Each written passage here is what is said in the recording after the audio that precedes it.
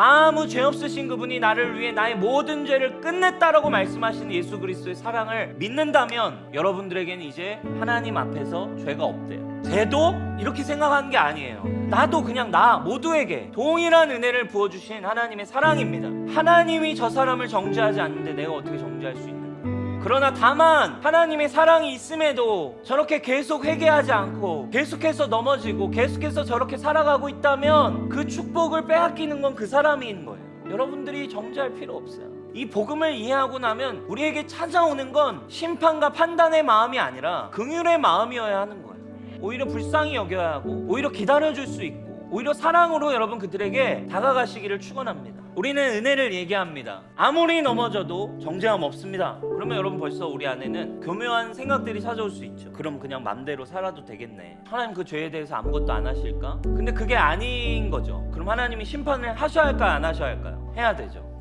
그러면 여러분 하나님은 그런 분이세요? 하나님이 정죄함 없다, 내가 너를 위해 다 해결했다, 근데 지켜보시다가 아유 진짜 실망 이러면서 어떻게 이럴 수 있어, 도로 줘, 다시 가져갈게, 미안해, 이런 신은 하나님이라고 믿어야 될까요? 복음이 아니죠. 하나님이 여전히 우리의 죄를 모두 해결해 주셨어요. 그러나 문제는 뭐예요? 우리가 이 죄를 허용하기 시작하고 우리 안에 있을 때 하나님의 보호가 사라지기 시작해요. 보혈이 우리를 보호하지만 우리 스스로 죄를 계속 지으면 보혈이 우리를 보호할 수가 없어요. 하나님을 믿지만 축복을 받지 못하고 계속 내리막길로 갈 수밖에 없는 이유는 주님의 보호하심이 여러분들에게 닿지 못하게 돼요. 여러분들이 판단하고 다시 재판관이 되는 순간 여러분도 어떤 존재가 되는 줄 아세요? 여러분도 하나님의 보호 밖으로 나가버려요. 여러분들의 내면이, 여러분들의 마음이 하나님의 보호 밖으로 나아가서 결국 하나님의 사랑 안에 자유와 평강과 사랑은 빼앗기게 되는 거예요. 여전히 그래서 평생 어렵고 힘든 상황 속에서 우리 스스로를 다시 예수님 밖으로 나 스스로 가져가는 일입니다. 사랑하는 여러분, 여러분 자신의 죄에 대해서 하나님의 은혜를 여러분 누리시고 은혜 안에서 여러분 정말 하나님의 보호 안으로, 축복 안으로 들어가는 여러분 회복이 있기를 축원합니다. 이제는 정말 나의 인생을 축복 가운데 갖다 놓기를 바라는 여러분들의 인생이 되길 축원합니다.